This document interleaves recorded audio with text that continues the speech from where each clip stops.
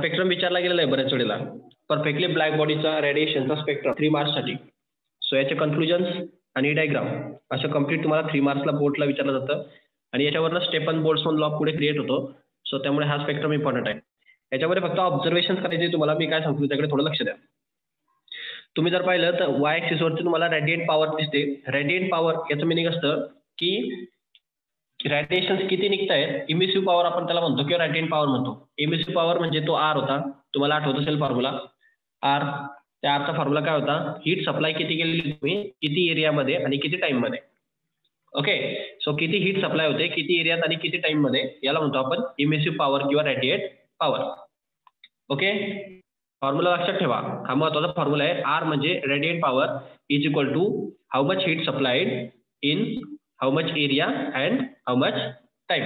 So किती area आणि किती टाइम मध्ये किती हीट सप्लाय झाली याला म्हणतो आपण रेडिएंट पॉवर किंवा इमिसिव्ह पॉवर. ओके, इमिसिव्हिटी पण म्हटलं जातं त्याला. सो पुढे पहा, आता याच्यामध्ये वाय ऍक्सिस वरती तुमची रेडिएंट पॉवर असणार, म्हणजे तुम्ही तुमची किती हीट रेडिएट होणार हे तुमचा वाय ऍक्सिस इंडिकेट करेल. आणि एक्स ऍक्सिस वरती तुमची वेवलेंथ दिलेली आहे. वेवलेंथ म्हणजे लॅम्बडा. तुमच्या ज्या इलेक्ट्रोमॅग्नेटिक वेव्हच्या फॉर्ममध्ये जे हीट रेडिएट होत असते, इलेक्ट्रोमॅग्नेटिक वेव्हज असतात, त्या डिस्कशन ऑलरेडी केलेलं आहे. आता त्या वेव्हज मध्ये अशा टाईपची समजा वेव्हज वगैरे असेल, याच्यामध्ये वेवलेंथ म्हणजे काय म्हटलं जातं, तर एका इनिशियल पॉईंट पासून दुसऱ्या इनिशियल पॉईंट एक सायकल कंप्लीट होण्यासाठी लागणारा डिस्टन्स, या डिस्टन्सला आपण म्हणतो लॅम्बडा. क्लिअर, एक सायकल कंप्लीट होण्यासाठी रिक्वायर्ड लेंथ लॅम्बडा असते, याला आपण वेवलेंथ कन्सिडर करतो. ओके, सो ही वेवलेंथ खूप स्मॉलेस्ट असते, सो बऱ्यापैकी स्मॉल असणार. सो आपण नॅनोमीटर मध्ये त्याला कन्सिडर करणार. हे नॅनोमीटर आहे. नॅनोमीटरचा अर्थ काय असतो, 10⁻⁹ मीटर. एवढ्या स्मॉल स्केलवरती ते मेजरमेंट असतं. ओके, मायक्रोफिजिक्स आहे. सी, सो याच्यामध्ये वेवलेंथ आपण एक्स ऍक्सिस वरती इंडिकेट करणार, वाय ऍक्सिस वरती रेडिएंट पॉवर इंडिकेट करणार. आणि स्टेफन बोल्ट्झमन लॉचं स्टेटमेंट इथून तयार होतं, तर त्यामध्ये समजेल तुम्हाला स्टेफन बोल्ट्झमन लॉ काय आहे.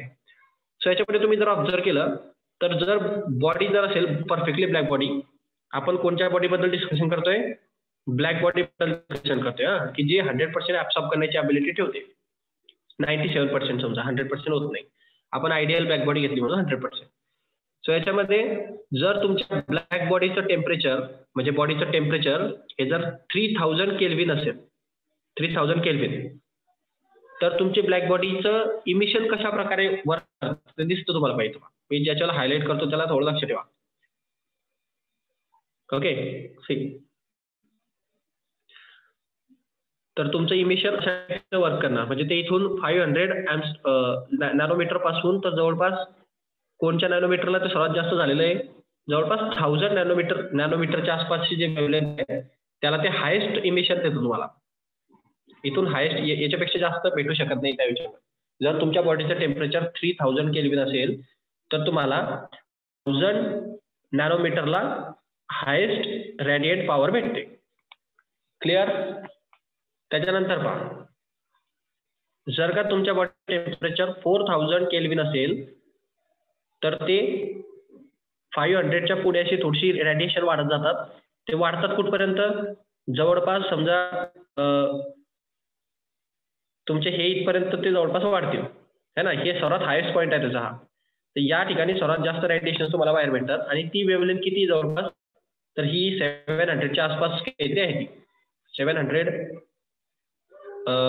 नॅनोमीटर अशी काहीतरी वेवलेंथ येईल, ती 1000च्या मागे आहे थोडीशी. ओके, त्यानंतर तुम्ही थोडेसे अजून पुढे गेलात तर तुम्हाला जर तुम्ही तुमच्या बॉडीचं टेम्परेचर 5000 केल्विन पर्यंत नेलं तर ते बॉडी अशी बिहेव करते, म्हणजे ती जवळपास 500च्या आसपास, हे पाहिजे 500 नॅनोमीटरच्या जवळपास ते तुम्हाला हायेस्ट रेडिएंट पॉवर देते. ओके, समजतंय ना. हायेस्ट मिनिमम पॉईंट कुठं भेटतोय तो, तर नॅनोमीटर 500 नॅनोमीटरला हायेस्ट रेडिएंट एनर्जी रेडिएट होणार. If you increase the temperature up to 5500 Kelvin, that time you will get maximum radiant power at the 450 approximately. Clear, 450 nanometer wavelength. Okay, so 450 nanometer wavelength ला तुम्हाला maximum radiate energy बाहेर निघताना दिसते. So याच्यावरनं काय analysis केलं तुम्ही? Analysis हे आहे की जसजसं मी टेम्परेचर इन्क्रीज करत गेलो तसतशी माझी जी वेवलेंथ आहे ती कमी कमी होत जाते. मॅक्झिमम रेडिएशनसाठीची वेवलेंथ डिक्रीज होत जाते. म्हणजे सुरुवातीला मॅक्झिमम रेडिएशन 1000 नॅनोमीटरला भेटायचे, त्यानंतर ते 700च्या जवळपास भेटायला लागले, त्यानंतर ते 500च्या जवळपास भेटायला लागले, त्यानंतर ते 500 पेक्षा 400च्या आसपास भेटायला लागले. म्हणजे if we increase the temperature at time maximum radiant power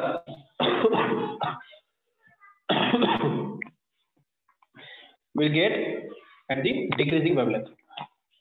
Okay, so decreasing wavelength ला तुम्हाला maximum radiant power भेटायला लागते आणि wavelength डिक्रीज होत जाते मॅक्झिमम पॉवर साठी जर तुम्ही टेम्परेचर इन्क्रीज केलं तर.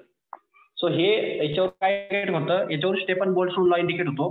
स्टेफन बोल्ट्झमन लॉ येणार आहे आपल्याला पुढे. तो लॉ असा आहे की temperature is inversely proportional to lambda. समजलं का? म्हणजे जर तुम्ही टेम्परेचर वाढवत गेले तर तुमच्या लॅम्बडाची व्हॅल्यू डिक्रीज होत जाईल जेव्हा तुम्हाला मॅक्झिमम रेडिएट एनर्जी पाहिजे असेल. याला स्टेफन बोल्ट्झमन लॉ म्हणणार. ते आपण पुढे पाहू, त्या डिस्कशन करायचे, याच्यावरून तयार झालेले आहे. सो हा ग्राफ समजला का तुम्हाला? ग्राफ समजला का प्रत्येकाला? नवीन ग्राफवरनच पुढे 6 पॉईंट, सो त्याच्यामुळे ते क्लिअर केलं मी. याच्यामध्ये ही जी रेंज दिसते तुम्हाला इथं दाखवलेली पहा, हे डॉटेड लाईनच्या मधला जो हा पार्ट दिसतोय पहा इथं, या रेंज मध्ये ज्याची वेवलेंथ असते, म्हणजे हे जे मी हायलाइट करतोय पहा एवढी रेंज, या रेंजला व्हिजिबल रेंज म्हणतात. म्हणजे तुमच्यापर्यंत जो लाईट जे तुम्हाला दिसतंय व्यवस्थित, हा जो या प्रकारचा जो लाईट असतो तो या वेवलेंथच्या मधला लाईट असतो. म्हणजे जवळपास तो 470 टू 700 या वेवलेंथ मध्ये जी वेवलेंथ असते ती व्हिजिबल लाईटची वेवलेंथ असते. हे बघा इथं हे 470 जवळपास इथं आणि इथं 700च्या आसपास आहे. सो 470 टू 700 नॅनोमीटरच्या मधली जी वेवलेंथ असते तिला व्हिजिबल लाईटची वेवलेंथ म्हटली जाते. सो व्हिजिबल लाईटची वेवलेंथ यामध्ये झाली पाहिजे. ओके, समजलं? आणि बाकीचे जे लाईट आहे ते तुम्हाला दिसणारच नाही, ते बाकीचे लाईट दिसतच नाही, ते सेन्स होण्याच्या आधीच निघून गेलेले असतात. सो ते नॉन सेन्सिंग लाईट्स असतात, त्याच्यामध्ये तुम्हाला पाहू शकत नाही तुम्हाला रिफ्लेक्शनच येत नाही त्याच्यामध्ये. सो दॅट्स वाय आपल्या डोळ्यांना जोपर्यंत रिफ्लेक्शन येत नाही तोपर्यंत आपण पाहू नाही शकत कुठली गोष्ट. सो व्हिजिबल लाईट फक्त या वेवलेंथच्या मध्ये लाय करतो. सो वेवलेंथ लक्षात ठेवा. त्यानंतर आता पुढे पहा, याच्यामध्ये सर्वात महत्वाची गोष्ट, हा शेप तुम्हाला बऱ्याच वेळेस पाहायला भेटलेला असेल है ना फिजिक्स मध्ये. हा सर्वात महत्वाचा शेप आहे, डोम शेप म्हणतात त्याला. फिजिक्स मध्ये हा रूल सर्वात जास्त अप्लाय केला जातो, म्हणजे सर्व ठिकाणी हाच रूल अप्लाय झालेला आहे. कुठलीही गोष्ट एका पर्टिक्युलर पॉईंटला सर्वात जास्त असते त्याला म्हणतात ऑप्टिमम व्हॅल्यू. हे आपण LPP या चॅप्टर मध्ये पाहिलेलं आहे. ऑप्टिमम व्हॅल्यू हायेस्ट पॉईंट या पॉईंटला येणार, तुम्ही याच्या कमी करणार तरी उतरेल, तुम्ही याच्यापेक्षा जास्त करणार तरी तुम्हाला डिक्रीजिंग व्हॅल्यू पाहायला भेटेल. सो एक ऑप्टिमम व्हॅल्यू असते, त्याच पॉईंटला सर्वात जास्त रेडिएशन बाहेर निघतील. अदरवाईज तुम्ही काहीही करा तुम्हाला रेडिएशन डिक्रीज होताना दिसते. ओके, सर स्पेक्ट्रम कडे थोडं लक्ष द्या आणि त्याच्या कन्क्लुजन कडे. आता स्पेक्ट्रम डोळ्यासमोर राहू द्या, राहिलं असेल तर ऍट अ गिव्हन टेम्परेचर हे तुम्हाला लिहायचं असतं पेपरमध्ये, स्पेक्ट्रमचे अनालिसिस. सो पहा, at a given temperature the energy is not uniformly distributed in a spectrum. Okay, as a function of wavelength of black body. काय म्हणतोय हा, की तुमची जे एनर्जी आहे ती इव्हनली डिस्ट्रीब्युटेड झालेली नाही, युनिफॉर्मली नाही सर्व ठिकाणी, कुठं कमी आणि कुठं जास्त आहे. कारण डोम तसा आहे ना, तो डोम कसा आहे, सेंटरला सर्वात जास्त एनर्जी मिळते बाहेर आणि त्याच्यानंतर ती कमी होत जाते, म्हणजे वाढत जाते. इथं सर्वात मॅक्झिमम भेटते आणि इथून पुढे कमी होत जाते. सो ही युनिफॉर्मली डिस्ट्रीब्युटेड एनर्जी का नाही, या ठिकाणी जास्त आहे, या ठिकाणी कमी होत जाईल, या ठिकाणी कमी होत जाईल, त्याला आपण म्हणणार नॉन युनिफॉर्मली डिस्ट्रीब्युटेड एनर्जी चा स्पेक्ट्रम आहे. म्हणजे पहिल्या याच्यावरून अनालिसिस तुम्हाला भेटलं, डोम शेप कर्व जनरेट होते. So that's why energy distribution आहे स्पेक्ट्रमचं ते नॉन युनिफॉर्म आहे. क्लिअर? सर्वात महत्वाचा वर्ड याच्यामध्ये कोण, non uniformly distributed. Important word या पूर्ण सेंटेन्स मधला हा तुमच्या याच्यामध्ये असणं गरजेचं आहे. वेवलेंथ नुसार नॉन युनिफॉर्म असते डिस्ट्रीब्युशन, कोणत्या वेवलेंथला जास्त असते कोणत्या वेवलेंथला कमी असते.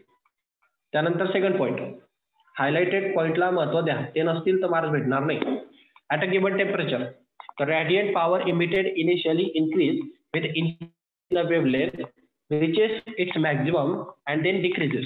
The wavelength corresponding to the radiation of maximum intensity lambda max, it is characteristics of the temperature of radiating body. Remember, it is not a maximum wavelength emitted by the object. याच्यामध्ये काय म्हणतो हा की कोणत्याही एका particular टेम्परेचरला, म्हणजे आता temperature तुम्ही कुठलंही कन्सिडर करा, त्याच्यामध्ये व्हेरिएशन आहे टेम्परेचरचे 3000 4000 5000 टेम्परेचर. सो एका कोणत्याही टेम्परेचर करा, रॅडिएट पॉवर जी असते इमिट होणारी ते इनिशियली इन्क्रीज होत जाते आणि त्यानंतर इन्क्रीज होता होता वेवलेंथनी इन्क्रीज होत जाते आणि मॅक्झिमम पॉईंट अटेंड करते. ते मॅक्झिमम पॉईंट अटेंड करते आणि त्याच्यानंतर पुन्हा ते डिक्रीज होत जाते. आता हेच तर सांगितलं की नाही तुम्हाला मी. हे बघा, हा ग्राफ समजला तर समजतं. एका कोणत्या टेम्परेचरला, समजा मी 5000 टेम्परेचरला कन्सिडर करतो. 5000 टेम्परेचरला सुरुवातीला रेडिएशन इन्क्रीज होत आहे पहा, आणि मग एक मॅक्झिमम पॉईंट अटेंड होतो. म्हणजे सुरुवातीला इन्क्रीज होत राहते, रेडिएशन वाढत राहतात, वरती जात राहतात आणि एक मॅक्झिमम पॉईंट अटेंड होतो. आणि मॅक्झिमम पॉईंट नंतर जर तुम्ही वेवलेंथ वाढवली तर ते रेडिएशन पुन्हा डिक्रीज व्हायला लागते. समजलं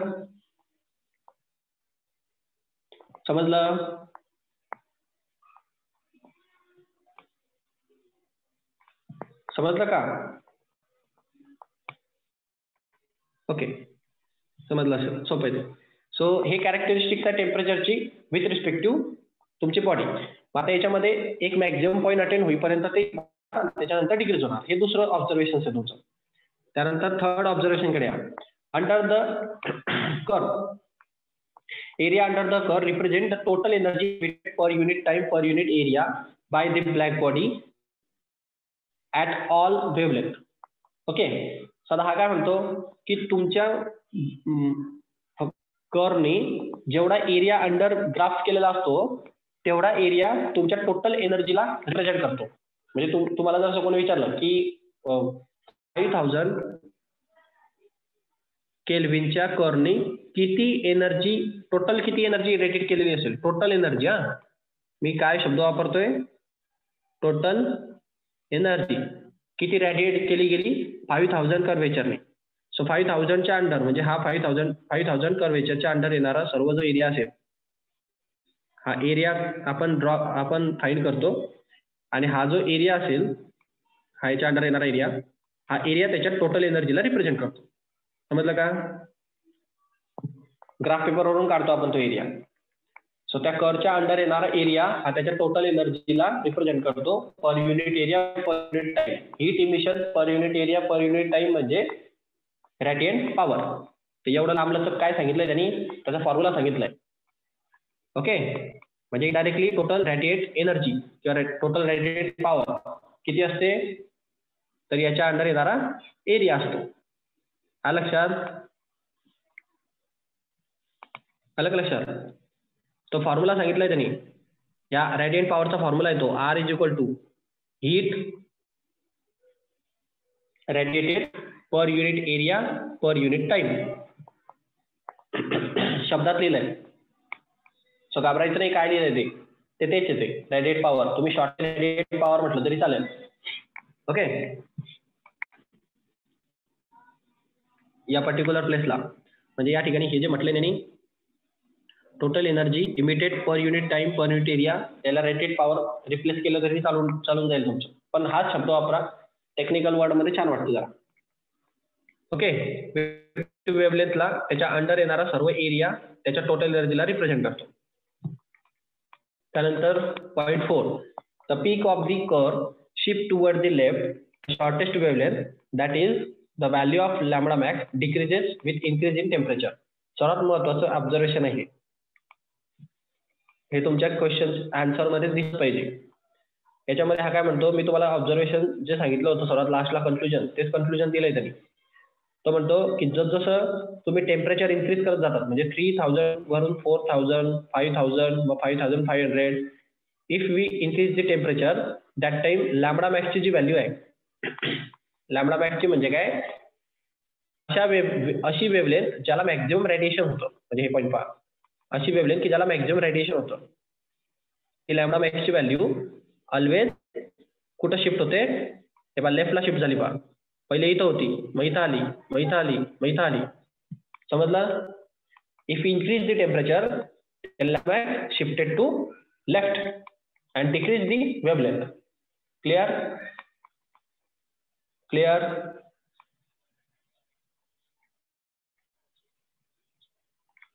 Clear? हो सर. आवाज येतोय ना स्पष्ट? हो येतोय. महत्वाचा टॉपिक आहे, नाही समजलं तर विचारा, ऑब्झर्वेशन आहेत ते. सो पुढे पहा, महत्वाचा टॉपिक होता 4th नंबरचा, आन्सर मध्ये दिसलाच पाहिजे, नाही तर मार्क्स भेटणार नाही. त्यानंतर 5th कडे या पहा. At high temperature the radiant power और total energy emitted per unit time per unit area, किंवा तो अंडर एरिया, म्हणजे जो एरिया जो येतो अंडर रिकॉर्ड तो चालवतो टोटल रेडियंट पॉवर. मी तुम्हाला म्हटलं होतं पहा, तुम्ही रेडियंट पॉवर हा शब्द वापरला तरी चालेल, किंवा टोटल एनर्जी ऑर मध्ये लिहिलंय पाहिजे, रेडियंट पॉवर म्हणा किंवा मग ऑर मध्ये हे सगळं लिहा. समजलं? तुम्ही दोघं तुमच्याकडे फ्री आहे. जर कोणाला या 4th पॉईंट मध्ये कोणाला असं वाटलं की इथं मला हे काहीतरी बकवास होतंय, total energy emitted per unit time per unit area, याला तुम्ही रिप्लेस करू शकता कोणत्या शब्दाने? रेडिएट पॉवरने. समजलं? मिनिंग सारखंच आहे त्यांचं. सो इथं तुम्ही रेडिएट पॉवर लिहा किंवा हे सगळं लिहा, दोघांपैकी एकच काहीतरी लिहा. दोघं लिहत बसू नका, एकच लिहा, रेडिएट पॉवर लिहा. ओके, आणि इथं पण radiate power.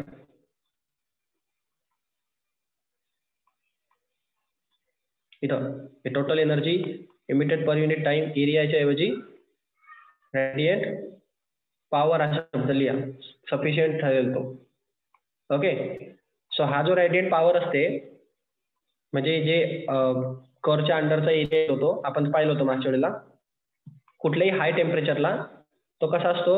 Corresponding to all the wavelength increases, म्हणजे तो दरवेळेस तुमचा वेवलेंथ नुसार इन्क्रीज होत राहतो जसं तुम्ही टेम्परेचर वाढवत राहतो. म्हणजे नीट पहा, if you increase the temperature area under the curvature also increases.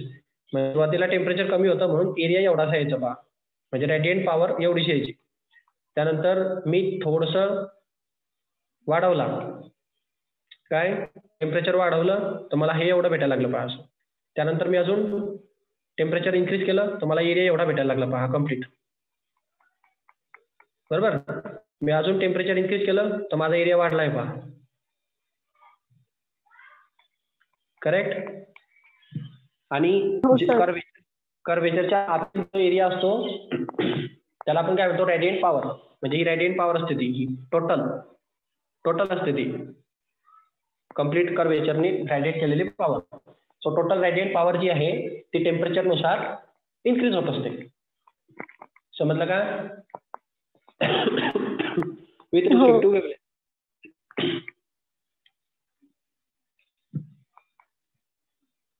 किसकट गेलं तर सांगा. At the temperature of 300 kelvin, around room temperature असतं ते 27 डिग्री सेल्सिअस.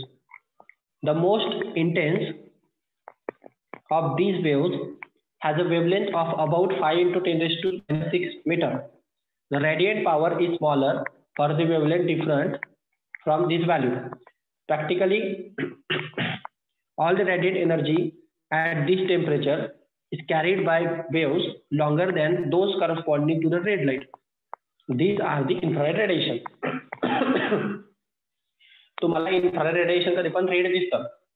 त्याचं कारण सांगितलं त्यांनी की रेड रेडिएशन कसे तयार होतं. त्याच्यामध्ये तुम्ही जर प्रॅक्टिकली पाहिलं काय म्हणतो, जर तुम्ही room temperature 300 kelvin, around room temperature म्हणजे 27 degree Celsius. Okay, so most intense of this waves has a wavelength about 5 into 10⁻⁶ metre. म्हणजे वेवलेंथ बऱ्यापैकी मोठी असते त्या टेम्परेचरला, बऱ्यापैकी मोठी झाली, कारण नॅनोमीटर आणि मेगामीटर याच्यामध्ये फरक असतो. मायक्रोमीटर मध्ये मागे मी काय सांगितलं तुम्हाला, नॅनोमीटर मध्ये कॅल्क्युलेशन होते पहा. 1000 मध्ये जेव्हा केल्विन डिग्री सेल्सिअस टेम्परेचर होतं म्हणजे 3000 त्या टायमाला नॅनोमीटर मध्ये कॅल्क्युलेशन चालायची वेव्हलेंथचे. नॅनो म्हणजे काय असतं 10⁻⁹ मीटर, म्हणजे खूप छोटी झाली ती. जसं मी टेम्परेचर कमी केलं म्हणजे 300 केल्विन पर्यंत आलो तर याची व्हॅल्यू काय होऊन जाते, याची व्हॅल्यू होऊन जाते 5 × 10⁻⁶ म्हणजे काय मायक्रो, म्हणजे 5 मायक्रोमीटर झालं ते. मायक्रोमीटर हे मोठी आहे आणि नॅनोमीटर ही छोटी व्हॅल्यू असते. सो वेव्हलेंथ वाढली, टेम्परेचर कमी झालं, त्यामुळे वेव्हलेंथ वाढली, बरोबर. सो तुम्ही जेव्हा 300 डिग्री केल्विनला घेतात दॅट टाइम तुमची वेव्हलेंथ 5 × 10⁻⁶ मीटर पर्यंत येते, म्हणजे 5 मायक्रोमीटर पर्यंत येते. सो वेव्हलेंथ वाढते. सो या ठिकाणी the radiant power is small for the wavelength different for this value. म्हणजे या ठिकाणी रेडियंट पॉवर तुमची कमी होऊन जाते. ऑब्विसली वेव्हलेंथ जर वाढणार तर रेडियंट पॉवर कमी होते. आपण पाहिलं ते त्या ग्राफ मधनं समजतं ते की रेडियंटची जी पॉवर आहे ती कुठं जास्त आहे, कमी वेव्हलेंथला. जेवढी वेव्हलेंथ कमी तेवढी रेडियंट पॉवर उलट जास्त असते. आणि जर तुम्ही वेव्हलेंथ वाढवत गेले तर रेडियंट पॉवर कशी होणार आहे, डिक्रीज होणार आहे ना, बरोबर की नाही. सो डिक्रीज होत जाईल ती. सो जर आपण वेव्हलेंथ वाढवलेली आहे म्हणजे मायमध्ये आलेलो आहे आपण, तर आपली रेडियंट पॉवर जी होणार झालेली असेल ती डिक्रीज झालेली असणार. ओके. त्या ठिकाणी त्यांनी म्हटलेलं असतं पाहिजे की तुमची स्मॉलर रेडिएट पॉवर येते, रेडिएट पॉवर स्मॉलर होऊन जाते बिकॉज तुम्ही वेव्हलेंथ कशी केली आहे, इन्क्रीज केली. So that's why. आणि वेव्हलेंथ इन्क्रीज का झाली, कारण टेम्परेचर डिक्रीज केलंय. ओके. सो प्रॅक्टिकली काय होतं, all the radiant energy at this temperature is hit by the waves longer than those corresponding to the red light. त्यांची wavelength बऱ्यापैकी मोठी येते, लॉंगर वेव्हलेंथ वाली. लॉंगर म्हणजे काय, मायक्रो मध्ये आले ते लॉंगर वेव्हलेंथ मानले जाते. तर वेव्हलेंथ जास्त असलेल्या लाईटला आपण काय म्हणतो, कुठला लाईट असतो वेव्हलेंथ जास्त कुठल्या रंगाची असते, न्यूटनचा एक्सपेरिमेंट माहिती असेल ना, प्रिझम. 10वी मध्ये झाला असेल नाही प्रिझम एक्सपेरिमेंट, रेड कलरची प्रिझम एक्सपेरिमेंट असतो. व्हाईट लाईट येतो इकडनं, हा व्हाईट लाईट येतो, त्या व्हाईट लाईटचे 7 स्पेक्ट्रम तयार होतात असे. मग सर्वात आधी रेड लाईट जातो असा, मग त्यानंतर डार्क कलरची लाईट असे येत राहतात खाली, मग असे 7 स्पेक्ट्रम म्हणतात असे सर्व, असे म्हणजे असे स्पेक्ट्रम तयार होतात है ना. आणि सर्वात शेवटी कुठला रंग येतो, तो व्हायलेट रंग येतो है ना सर्वात खाली. मग हे जे डेव्हिएशन होतं, ते डेव्हिएशन कशामुळे फरक पडतो, तर तुम्हाला इथे विचारलं जातं रेड कलरचं डेव्हिएशन जास्त झालेलं नाही, त्याचं डेव्हिएशन न होण्याचं कारण काय. तर त्याचं कारण असं आहे की याची वेव्हलेंथ कशी असते, जास्त असते, आणि याची वेव्हलेंथ कशी असते, कमी असते, म्हणून तो जास्त डेव्हिएट होतो. त्याची वेव्हलेंथ जास्त असल्यामुळे तो कमी डेव्हिएट होतो. म्हणून आपल्याला कलर नुसार वेव्हलेंथ, म्हणजे व्हाईट कलर होता, ऍक्च्युअली कलर व्हाईटच होता, त्याचे 7 कलर मध्ये डिव्हिजन कसं झालं, तर वेव्हलेंथ मुळे झालं. ज्याची वेव्हलेंथ जास्त लॉंगेस्ट असते तो रेड कलर असतो, आणि ज्याची वेव्हलेंथ शॉर्टेस्ट असते तो व्हायलेट किंवा ब्ल्यू कलरच्या शेडमध्ये येतो. आलं का लक्षात. तर मग जर तुम्हाला लॉंगेस्ट वेव्हलेंथचा जर लाईट भेटतोय तर तो कोणत्या रंगाचा दिसेल, लॉंगेस्ट वेव्हलेंथचा जर लाईट भेटतोय तो कोणत्या रंगाचा दिसेल, रेड. समजलं का. म्हणून इथं तो म्हणतो की ज्याची वेव्हलेंथ लॉंगर असते तो तुम्हाला रेड लाईट मध्ये दिसतो, आणि त्या लाईटला तुम्ही इन्फ्रारेड म्हणतात. समजलं. ते तुम्ही इन्फ्रारेड म्हणतात ना, ओव्हन मध्ये वापरले जातात, मायक्रो ओव्हन मध्ये, ते इन्फ्रारेड हे असतात. लाल रंगाचे का दिसतात, कारण त्याची वेव्हलेंथ लॉंगर असते. समजलं. हो. सो हे पॉईंट तुम्हाला लिहिणं गरजेचं आहे. 6 पॉईंट त्याच्यामध्ये असणं अपेक्षित असतं तुमच्याकडनं. बाकी या टॉपिक मध्ये काही महत्वाचं नाही. वेव्हलेंथ आणि फ्रिक्वेन्सी हे इनव्हर्सली प्रपोर्शनल आहे का. वेव्हलेंथ फ्रिक्वेन्सी इनव्हर्सली प्रपोर्शनल चालतं. ज्याची वेव्हलेंथ जास्त त्याची फ्रिक्वेन्सी कमी. ओके. सो पुढे पहा. आता याच्यामध्ये सर्वात महत्वाचा आणि सर्वात इम्पॉर्टंट लॉ, नीट म्हणजे कुठल्याही कॉम्पिटेटिव्ह एक्झामसाठी नीट जेई कुठलाही असो त्याच्यामध्ये खूप जास्त वेटेज दिलं गेलेलं आहे वेंज डिस्प्लेसमेंटला. ऍक्च्युली तो पाहायला गेलं तर काहीच नाहीये, पण त्याचं कॉन्सेप्च्युअल जर पाहायला गेलं तर खूप जास्त आहे.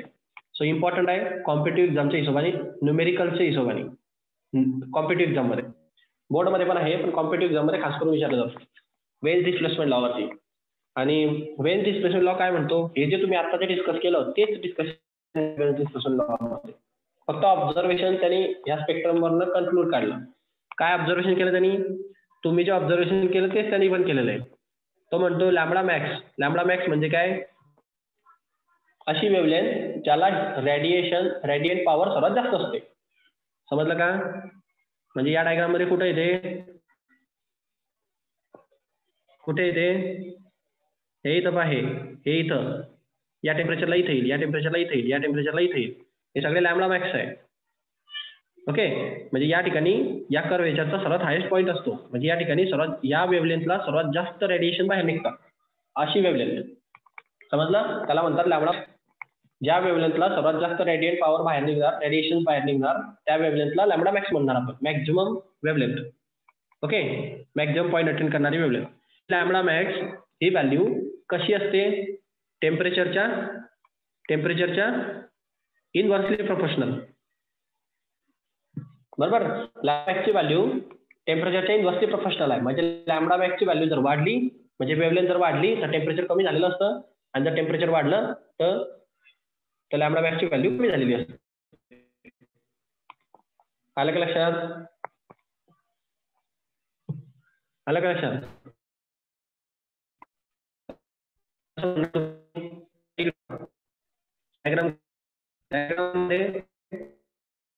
मध्ये 3000 होतं,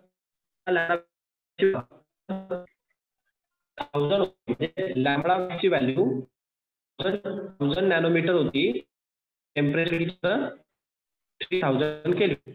बरोबर, मग मी काय केलं, टेम्परेचर इन्क्रीज केलं, टेम्परेचर केलं 4000 केलं.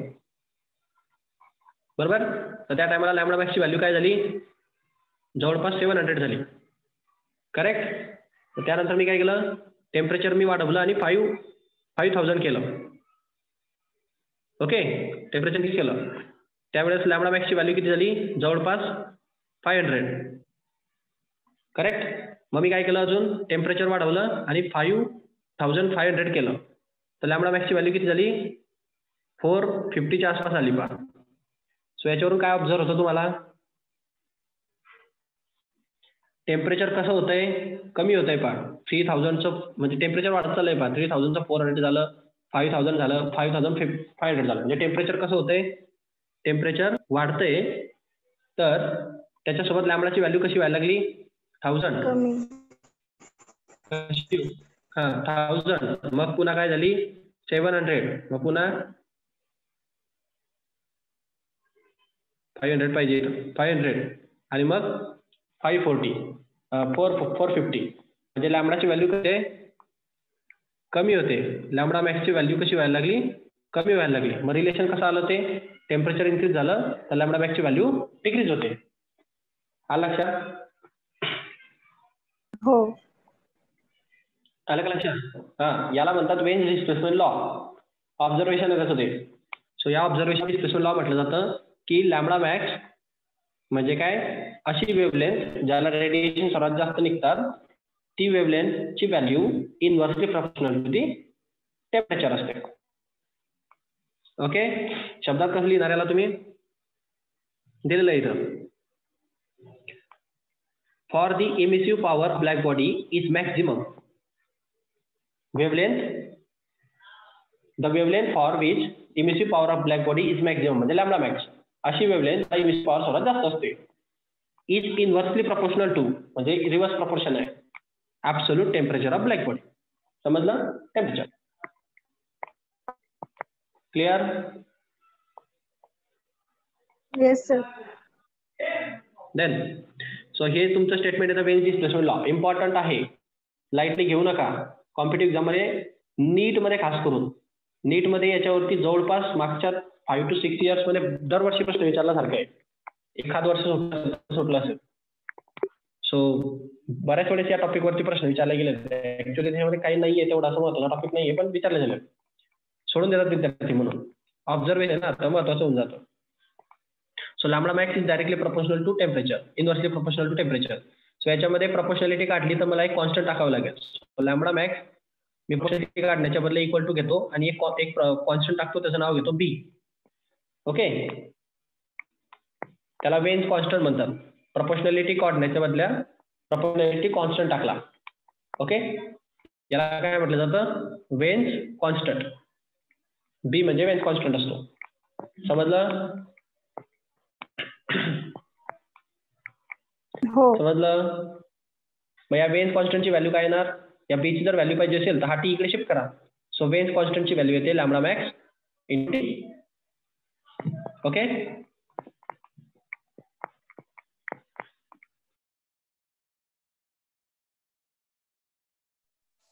ओके, आवाज येतोय का? येस.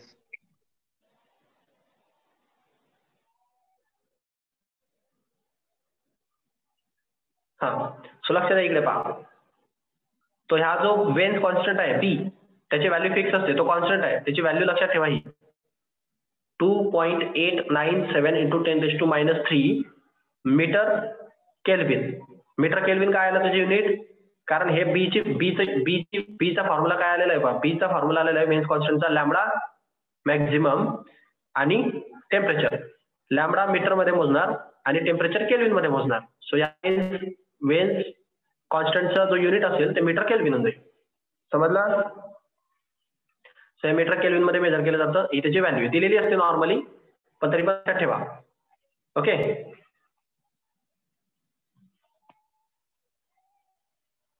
एवढं असतं. आता याच्यामध्ये पहा, याच्यामध्ये याचे ऍप्लिकेशन कुठे केले जातात तर बऱ्याच ठिकाणी याचे ऍप्लिकेशन तुम्हाला पाहायला भेटतात. जसं की आता तुम्हाला माहिती असेल पहा, आता स्टार्स असतात वरती, तर दोन प्रकारचे स्टार जनरली असतात. म्हणजे जायंट स्टार असतात आणि डॉर्फ स्टार असतात. म्हणजे तारे मेल्यानंतर म्हणजे कसं, जेव्हा एक स्टार असतो, तो स्टार जेव्हा त्याची लाईफ संपते, लाईफ संपतं ना. म्हणजे आता आपला जो आहे स्टार, आपला सन आहे पहा समजा, हा सन 10 अब्ज वर्ष जगेल असं त्याची लाईफ आहे. म्हणजे त्याच्याकडे जे हायड्रोजन आणि हेलियमचा जो कंटेंट आहे त्याच्याकडे ते 10 अब्ज वर्षापर्यंत चालणार आहे समजा. त्याच्यातले 5 अब्ज वर्ष, म्हणजे आता पुढचे अजून 5 अब्ज वर्ष तो जगेल आणि त्याच्यानंतर तो स्टार फिनिश होईल. मग तो स्टार फिनिश होताना काय होतं, हा स्टार जो असतो याची जे कोर असते ते कोर राहून जाते आणि हे जे वरचं क्रस्ट असतं आणि मेंटल असतं ना, हे डिस्ट्रॉय होतं, असं ब्लास्ट होतो असा मोठा. आणि त्याच्यानंतर याचे 2 स्टार मध्ये डिव्हिजन होतं. एक तर तो, त्याच्याकडे 2 पॉसिबिलिटीज असतात. एक तर तो रेड स्टार बनतो किंवा मग डॉर्फ स्टार बनतो. हे माहिती का तुम्हाला डॉर्फ काय असतं? डॉर्फ स्टार म्हणजे व्हाईट कलरचा दिसतो किंवा रेड कलरचा दिसतो, असं असतं ते. ओके, स्टार जनरली 2 रंगाचे दिसतात, एक व्हाईट रंगाचे दिसतात किंवा रेड कलरचे दिसतात. तर हे त्याला कलर कसं काय आला, रेड किंवा व्हाईट कलर? हा कलर त्याला त्याच्या रेडिएशन मुळे आलेला असतो. तो जो रेडिएशन बाहेर सोडत असतो ना, त्याच्यामुळे तो एक तर डॉर्फ स्टार दिसतो किंवा रेड स्टार दिसतो. आपल्याला दिसताना तो रेड किंवा डॉर्फ दिसतो. डॉर्फ म्हणजे व्हाईट कलरचा असतो, डॉर्फ म्हणजे व्हाईट. तर रेड आणि व्हाईट त्याला कलर का दिसतो? त्याच्या वेव्हलेंथ पुढे दिसतो. तो जर जास्त हीट रेडिएट करत असेल, समजलं का? जास्त हीट रेडिएट करत असेल तर तो कोणत्या रंगाचा दिसेल? रेड की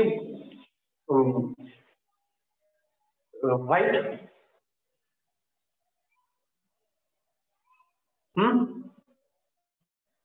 अच्छा, नाही समजलं. ठीक, हे बाई इकडे पहा.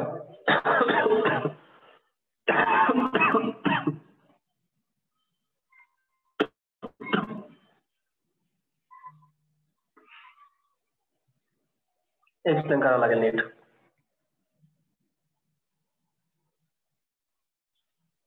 समजा हे दोन प्रकारचे स्टार आहे. हा डॉर्फ स्टार आहे. डॉर्फ म्हणजे व्हाईट कलरचा, आणि हा रेड स्टार आहे म्हणजे लाल कलरचा. कोणातनं जास्त हीट बाहेर निघेल हे कसं डिसाईड होतं हे याच्या रंगावरूनच समजतं आपल्याला. कारण कलर जर त्याला आलेला आहे, याचा रेड कलर आलेला आहे, याचा अर्थ काय, याची वेवलेंथ कशी असली पाहिजे, जास्त. वेवलेंथ कशी असली पाहिजे, जास्त असली पाहिजे ना वेवलेंथ.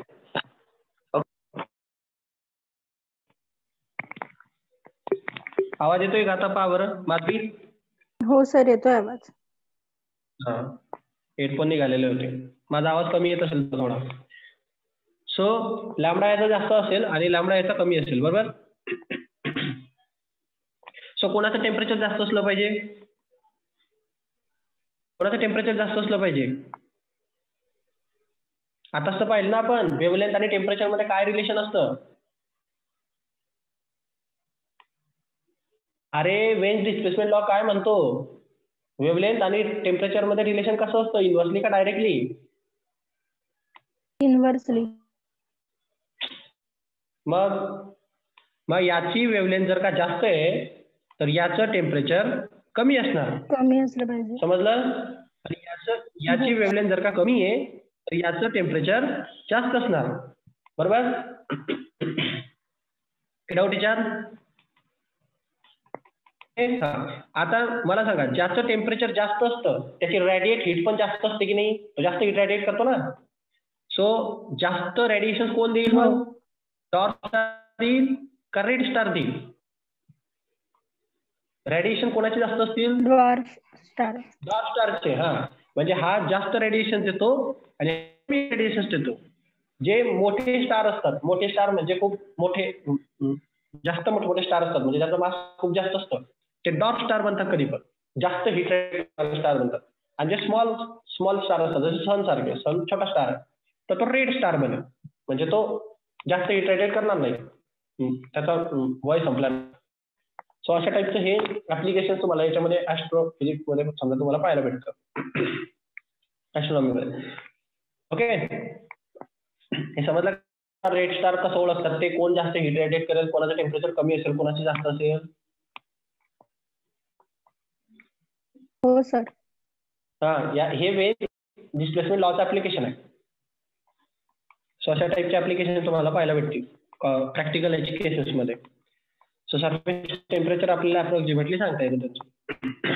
तर डॉर्क स्टारचं सरफेस टेम्परेचर जास्त असतं, त्याची रेडिएट हीट पण जास्त असते. आणि जे रेड जायंट स्टार असतात ते थोडेसे कूल असतात, म्हणजे त्यांचं टेम्परेचर जरा कमी असतं. ओके, त्यानंतर इकडे पहा, हा न्यूमेरिकल आहे पहा, वेन डिस्प्लेसमेंट लॉ वरती आलेला. Calculate the value of lambda max for the solar radiation assuming that the surface temperature of sun is 5800 Kelvin. B value तुम्हाला दिलेली आहे veins कॉन्स्टंटची. In which part of the electromagnetic spectrum does this value lie? म्हणजे पहिली त्यांनी गोष्ट विचारली आहे की लॅम्बडा मॅक्सची व्हॅल्यू काढा, म्हणजे अशी वेवलेंथ काढा जिथं सर्वात जास्त रेडिएशन बाहेर निघतील. ओके, ही वेवलेंथ काय असेल की ज्याला सर्वात जास्त रेडिएशन बाहेर निघतील. कोणातनं, सन मधनं. सनचं टेम्परेचर किती आहे, 5800 केल्विन. ओके, सनचं टेम्परेचर 5800 केल्विन आहे. आपल्याला लॅम्बडा मॅक्सची व्हॅल्यू काढायची आहे. टेम्परेचर आणि लॅम्बडा मॅक्सचं रिलेशन सांगणारा वेन्स डिस्प्लेसमेंट लॉ आहे. वेन्स डिस्प्लेसमेंट लॉ काय म्हणतो की B is equal to lambda max into temperature असतं, बरोबर की नाही. किंवा लॅम्बडा मॅक्स आपल्याला काढता येतं, समजा डायरेक्ट करून काढता येतं. लॅम्बडा मॅक्स हा बी बाय टी असतो. की डाऊट याच्यामध्ये? नाही सर. वेन डिस्प्लेसमेंट लॉ यांचं रिलेशन सांगणार तो एकच लॉ तुमच्याकडे, आणि टेम्परेचरचं रिलेशन सांगणार. सो याच्यामधनं तुम्हाला लॅम्बडा मॅक्स काढायची आहे. मग काय प्रश्न आहे तुम्हाला, याच्यामध्ये बी ची व्हॅल्यू पण दिलेली आहे आणि टी ची व्हॅल्यू पण दिलेली आहे. सो लॅम्बडा मॅक्स काढता येईल की नाही? हो, काढता येईल की नाही? मग काढून घ्या. मग लॅम्बडा मॅक्सची व्हॅल्यू काढा आणि हे पहा, ही बी ची व्हॅल्यू इथं सबस्टिट्यूट केली, ही टी ची व्हॅल्यू इथं सबस्टिट्यूट केली. दोघं केल्विन मध्ये, ही पण केल्विन आहे, ही पण केल्विन आहे. सो काही प्रॉब्लेम नाही. डिग्री सेल्सिअस मध्ये दिलं तर केल्विन मध्ये कन्वर्ट करायचं. SI युनिट हे केल्विन आहे, डिग्री सेल्सिअस नाही. ओके, याचे कॅल्क्युलेशन करा. कॅल्क्युलेशन डायरेक्टच करा, लॉग वापरायची गरज नाही याला. हे 0 इथून काढून टाका. याचे 10 रेस टू समजा इथं 2 येतील बा, 10 रेस टू 2 येतील, ते वरती असतील तर 10 रेस टू -3 होऊन जातील एवढं. म्हणजे काय होईल इथं 2.897 डिवायडेड बाय 58 इंटू 10⁻³ आणि तो आलेला अजून 10⁻². खालचे वरती. सो काय फरक पडेल, हे दोघं मिळून 10⁻⁵ येऊन जाईल. आणि नंतर ही इकडचे 3 पण काढून घ्यायचे. ओके, मग इथं 10⁻8 आन्सर येईल असं. आणि मग इथं आन्सर इथं भेटेल तुम्हाला 2897 डिवाइड बाय 58. ओके, आता याला अप्रॉक्सिमेटली सॉल्व्ह करावं लागणार आहे. याचं काही नाही, 1 डिजिट पर्यंत करेक्ट या. म्हणजे 1 डिजिट पर्यंत म्हणजे काय, तुम्हाला 4.9 समथिंग काहीतरी आन्सर भेटेल. आणि त्याच्यानंतर पुढे 10⁻8 लिहून टाका. समजलं? हो सर. हा, मग त्याच्यानंतर काय करणार तुम्ही, आता याने हे ॲमस्ट्रॉंग मध्ये आणली. ॲमस्ट्रॉंग हे जे साईन आहे ना, हे ॲमस्ट्रॉंग आहे. ॲमस्ट्रॉंगचा अर्थ काय असतो, 10⁻10 पाहिजे त्याला, तेव्हा त्याला ॲमस्ट्रॉंग म्हणता येतं. ओके, 10⁻10 मीटर म्हणजे ॲमस्ट्रॉंग असतं. तुमचा आन्सर कशात भेटलेलं होतं तुम्हाला, 10⁻7 मध्ये आणलेलं होतं. तुम्ही 10⁻8 मध्ये आणणार, काही फरक पडत नाही. 10⁻7 ला 10⁻10 करावं लागेल, तेव्हा त्याला ॲमस्ट्रॉंग मध्ये लिहिता येतं, नाही तर नाही लिहिता येत. मग याने काय साठी, याला 10⁻10 जर करायचं असेल त्याच्यामध्ये 3 ऍड करावे लागतील. मग हे पॉईंट 3 डिजिट शिफ्ट करायचे राईटला, म्हणजे तो 10⁻3 ऍड होईल. म्हणजे काय होईल ते 4995 इंटू 10⁻10 होईल. आणि 10⁻10 लाच ॲमस्ट्रॉंग म्हणता येतं. सो असं लिहितो माझ्या आन्सर 4.995 ॲमस्ट्रॉंग. समजलं?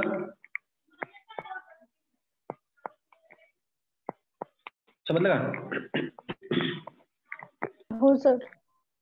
हा, आणि ही जी रेंज आहे ही ॲमस्ट्रॉंग मध्ये 4000 म्हणजे जवळपास 4000 किंवा 5000च्या आसपास रेंज ॲमस्ट्रॉंग मध्ये, ते नॅनोमीटर मध्ये सांगितली होती मागच्या वेळेला मी. नॅनोमीटर आणि ॲमस्ट्रॉंग मध्ये फरक असतो. ओके, सो ही जी रेंज आहे ही व्हिजिबल रेंज असते. व्हिजिबल लाईटची रेंज मध्ये येतो हा. मागच्या वेळेस सांगितलं होतं ना मी 4 to 7 म्हणजे 4000 ते 7000च्या मध्ये. 4000 to 7000 जवळपास ही जी रेंज आहे या दोघांच्या मध्ये जर कोणी आला स्ट्रॉंग मध्ये समजा, तर या रेंजला काय म्हणायचं तुम्ही, व्हिजिबल रिजनची रेंज आहे. म्हणजे याच्यामधला लाईट तुम्हाला स्पष्ट दिसतो. मग त्यांनी सर्वात शेवटी विचारलंय तुम्हाला की तो लाईट जो असेल तो इलेक्ट्रोमॅग्नेटिक स्पेक्ट्रम कशा टाईपचे असतील, म्हणजे ते कोणत्या व्हॅल्यू मध्ये लाय होतं. इलेक्ट्रोमॅग्नेटिक स्पेक्ट्रम कशा प्रकारचे आहेत, तर कशा प्रकारचे आहेत ते व्हिजिबल मध्ये येतात ना. 4000 आणि 7000च्या आतमध्ये येते व्हॅल्यू. आतमध्ये व्हॅल्यू की नाही. हो. मग ही व्हिजिबल रिजनची व्हॅल्यू आहे, म्हणून तिथं व्हिजिबल रिजन लिहिलं जातं. लक्षात? हो. असं असतं ते. सो वेन डिस्प्लेसमेंट लॉचे कॅल्क्युलेशन. त्यानंतर स्टेफन बोल्ट्झमन लॉ आहे. लेक्चरला किती मिनिट बाकी Raj?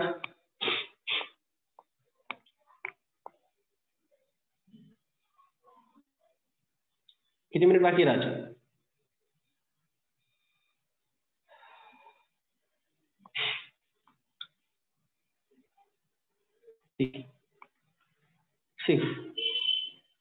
Stefan Boltzmann law of radiation.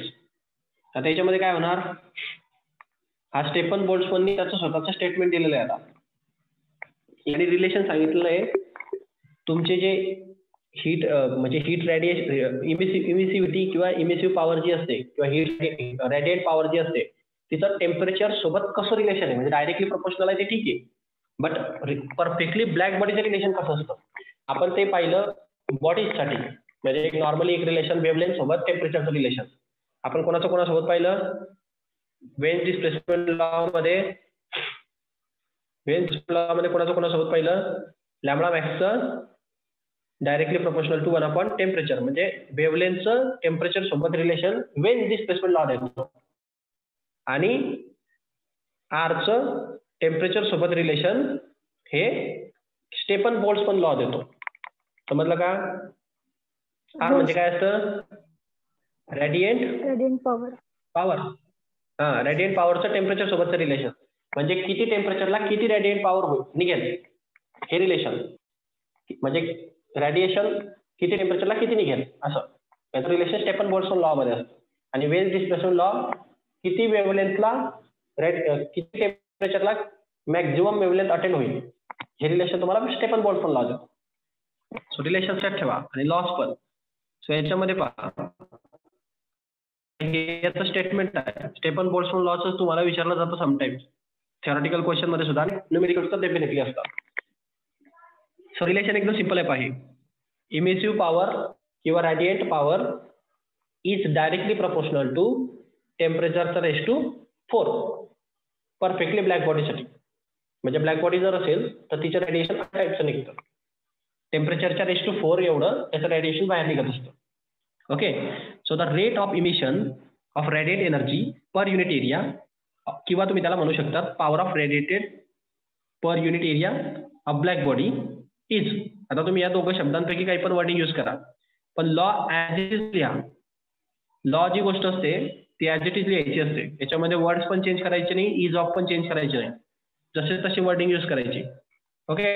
रट्टा करायचं कारण त्या सायंटिस्टने लिहिलेलं वाक्य असतं ते, त्याला तुम्ही चेंज करू नये अशी अपेक्षा असते. So the rate of emission of radiant energy per unit area. Okay. किती एरियात किती टायमामध्ये किती हीट किती इमिशन्स होतं ते, किंवा the power of radiated per unit area of perfectly black body. म्हणजे पॉवर पर युनिट एरियाची किती निघते. आता पॉवर मध्ये Q/T येऊन जातो म्हणून त्याला पॉवर म्हटलं जातं. ते मागे सांगितलं होतं मी तुम्हाला. ते Q/T म्हणजे काय असते, पॉवर असते. मग याला म्हणतो आपण पॉवर पर युनिट एरिया असं म्हटलं जातं ते शॉर्ट मध्ये. Okay. Is directly proportional to what 4th power. म्हणजे टेम्परेचरच्या 4th पॉवर एवढी असते ती. समजलं.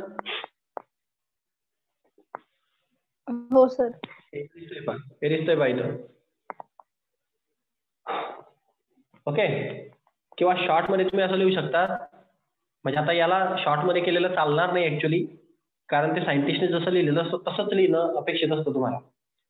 मग शॉर्ट मध्ये फक्त लक्षात ठेवायचं कसं ते सांगतोय. Emissive power is directly proportional to 4th power of the absolute temperature. Shortcut मध्ये असं लक्षात ठेवायचं असतं. याला म्हणतात स्टेफन बोल्ट्झमन लॉ. स्टेटमेंट लिहिताना जसं सायंटिस्टने दिलंय तसंच लिहिणं अपेक्षित असतं. त्याचं कारण असं आहे की आजच्या पिढीला कदाचित हे नीट उमजलेलं नसेल, पण नेक्स्ट जनरेशनला ते अजून चांगल्या प्रकारे समजू शकतं, म्हणून ते स्टेटमेंट जसे तसे कॅरी केले जातात. ओके. त्यामागे कारण असतं. So R is directly proportional to temperature raise to 4th power. Okay. So याच्यामध्ये प्रोपोर्शनॅलिटी कॉन्स्टंट टाकला मी तर ऑब्विसली असतं ते. हे प्रोपोर्शनॅलिटी होती. याच्या प्रोपोर्शनॅलिटी काढण्याच्या बदल्या इक्वल टू टाकलं मी. Emissive power is equal to एक प्रोपोर्शनॅलिटी कॉन्स्टंट टाकला जातो त्याला म्हटलं जातं सिग्मा. हा सिग्मा आहे. 6 सारखा सिग्मा असतो तो. Sigma T⁴. बरोबर. सिग्मा म्हणजे स्टेफन कॉन्स्टंट असतो. समजलं का. स्टेफन बोल्ट्झमन लॉ म्हणून Stefan constant. Clear. Clear. Yes sir. हा स्टेफन कॉन्स्टंटची व्हॅल्यू तुम्हाला दिलेली असते क्वेश्चन मध्ये कधी पण. ती व्हॅल्यू असते 5.67 × 10⁻⁸ जूल मीटर स्क्वेअर मीटर⁻², सेकंड⁻⁻1, केल्विन⁻⁻4 किंवा वेबर मीटर⁻², केल्विन⁻⁻4. आता हे एक डायमेन्शन आलंय. बरोबर. आता या डायमेन्शनचं कसं काढणार तुम्ही, तर याचं युनिट डायमेन्शन सगळं चालत आहे. आता काढून दाखवतो. हे बघा. तर तुमच्या सिग्माचा फॉर्म्युला काय येणार आहे. तुमच्या सिग्माचा फॉर्म्युला येणार आहे R/T⁴. करेक्ट. सिग्माचा फॉर्म्युला तो सिग्मा इकडे घेतला आणि तो T⁴ इकडे डिवाइड केला. ओके. सो पुढे पहा. आता याच्यामध्ये R म्हणजे काय असतं, तर R चा जो फॉर्म्युला होता तो होता Q/एरिया आणि टेम्परेचर. थोडंसं इकडे आता अनालिसिस करावं लागेल त्याचं. Q म्हणजे कशात मेजर केलं जातं, जूल मध्ये. ओके. पहिले तर युनिट सांगतो तुम्हाला. युनिट जूल आणि हे एरिया म्हणजे मीटर स्क्वेअर मध्ये आणि T म्हणजे सेकंड मध्ये. ओके. सो जे आरचं युनिट आहे ते आहे joule per metre square second. तुमच्या आरचं युनिट असतं आणि त्याच्यामध्ये हे टेम्परेचरचं केल्विन येणार. सो तुम्ही याच्यामध्ये ते युनिट सबस्टिट्यूट करा. सो काय युनिट भेटेल तुम्हाला पहा, joule upon metre square second divided by temperature raise to 4 म्हणजे केल्विन रेज टू 4. बरोबर बरोबर ना? हो. मग आता याचं युनिट येणार, हा केल्विन रेज टू 4 याच्या जवळ येईल म्हणजे याला खाली डिवाइड बाय 1 आहे, तो वरच्यावर जाईल म्हणजे काय भेटेल तुम्हाला, जूल. इथं संपेल हा, joule divided by metre square second आणि केल्विन रेज टू -4 नाही 4. Okay okay. हो सर. हा आता हे जे भेटलंय तुम्हाला, याला तुमच्या याच्यामध्ये कसं आहे, हे मीटर सेकंड आणि केल्विन रेज टू -4 वरती लिहिलेत. मग वरती आलं तर काय होऊन जाईल, जूल. मीटर रेज टू -2 तर ते मीटर रेज टू -2 होऊन जाईल. हे सेकंड रेज टू 1 असेल तो सेकंड रेज टू -1 होईल आणि केल्विन रेज टू 4 असेल तो केल्विन रेज टू -4. समजलं का? हे तुमच्या याचं युनिट आहे. युनिट समजलं कसं आलं? हो सर. आता राहिला युनिटचा प्रश्न. युनिट आपल्याला माहिती आहे. आता आपण त्याचं काय काढू, डायमेन्शन. आता युनिट काढलेलं आहे तुम्ही, युनिट डायरेक्ट लिहितो आता इथं. सिग्मा इज इक्वल टू, त्याचं युनिट काय आलेलं आहे, जूल. त्याच्यानंतर metre raise to -2 second raise to -1 आणि केल्विन रेज टू -4. बरोबर. सो जूल म्हणजे काय असतं, जूल म्हणजे काय, वर्क असतं. वर्कचा फॉर्म्युला काय असतो, फोर्स इंटू डिस्प्लेसमेंट. फोर्स म्हणजे काय असतं, मास इंटू एक्सेलरेशन. फोर्स असतं केजी मीटर पर सेकंड स्क्वेअर आणि डिस्प्लेसमेंट मोजतो आपण मीटरमध्ये, म्हणजे वर्कचं युनिट काय येतं, केजी मीटर पर सेकंड स्क्वेअर. ते पाठ झालं पाहिजे एवढं पटकन, किती वेळेस रिपीट झालंय ते. तर 1 जूल म्हणजे एवढं असतं, हे टाकायचं.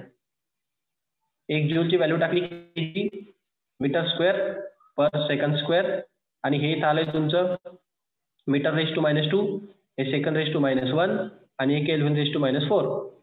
काय फरक पडेल, हे मीटर स्क्वेअर आणि मीटर रेज टू -2 कॅन्सल होईल. सेकंड रेज टू -1 आणि हा सेकंड रेज टू 2, हा सेकंड रेज टू 2 उलट वरती येईल तर तो येऊन जाईल उलट वर तिथं, म्हणजे हा केजी रेज टू 1 वर येईल इथं. बरोबर. हा सेकंड रेज टू 2 वरती आला तर तो रेज टू -2 होईल, -1 आणि -2 सेकंड रेज टू -3 होईल आणि हा केल्विन रेज टू -4 होईल. समजलं का हे? समजलं का हे? हो. ओके. आता याच्यामध्ये केल्विन हा एक नवीन प्रकार ऍड झालेला आहे. लेंथ याच्यामध्ये नाहीये, म्हणजे पहा तुमचं युनिट काय झालेलं आहे, KG raise to 1 second raise to -3 आणि केल्विन रेज टू -4. तर तुम्ही डायमेन्शन मध्ये कसं लिहिणार, तर डायमेन्शन मध्ये केल्विन पण टाकावं लागेल कारण टेम्परेचर पण आलेलं आहे. ओके. सो पहा तुमचं युनिट असं लिहिलं जाईल ते,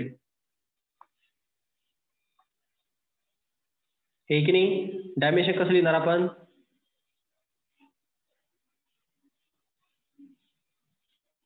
हे पहा एम एल टी आणि त्याच्यानंतर तो के का बरं, टेम्परेचरसाठी.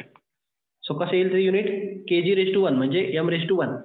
एल नाहीये, मीटरमध्ये दिसत नाही म्हणजे 0. टेम्परेचर ते टाइम रेज टू -3 आणि केल्विन रेज टू -4. समजलं डायमेन्शन? हो सर. हे फर्स्ट चॅप्टर 11चं त्याचा रिलेव्हन्स दिला मी इथं तुम्हाला. हे डायमेन्शन कसं क्वांटिटी जसे येत जातात तसं त्याचा संदर्भ मी तुम्हाला देत राहतो. ओके. युनिट लक्षात ठेवा जमलं तर, चांगली गोष्ट. युनिट लक्षात ठेवलं तर वेपर per metre kelvin raise to 4 किंवा मग joule metre square second kelvin raise to 4 हे स्टेफन कॉन्स्टंटचं युनिट आहे. ओके. स्टेफन नीट केलं की तुमची जे पॉवर रेडिएटेड असते ती मटेरियलवर डिपेंड नसते, कलरवर डिपेंड नसते, नेचर ऑफ सरफेसवर डिपेंड नसते. रेडिएशन हे ब्लॅक बॉडीचं, परफेक्टली ब्लॅक बॉडीची गोष्ट करतोय, परफेक्टली ब्लॅक बॉडी बद्दल डिस्कशन चाललंय.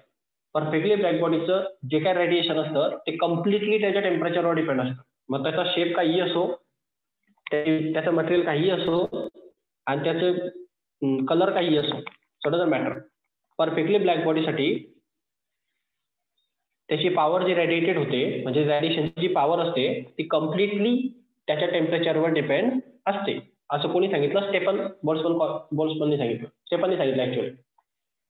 हे तसं स्टेटमेंट आहे आणि हे फक्त ब्लॅक बॉडीसाठी अप्लाय होतं. ऑर्डिनरी बॉडीसाठी हे स्टेटमेंट चिपकवायचं नाही. ओके. सो त्यानंतर आता त्यांनी त्याच्यावरनं त्याचं अनालिसिस असेल.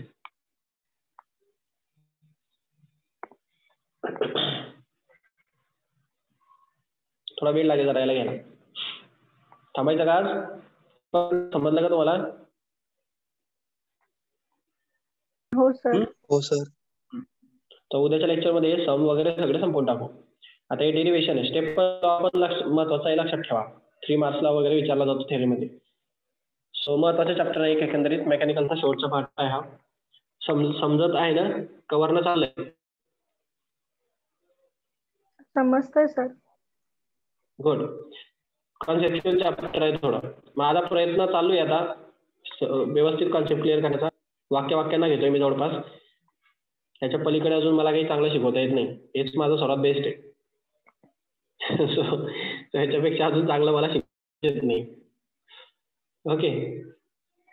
थांबू आपण आता.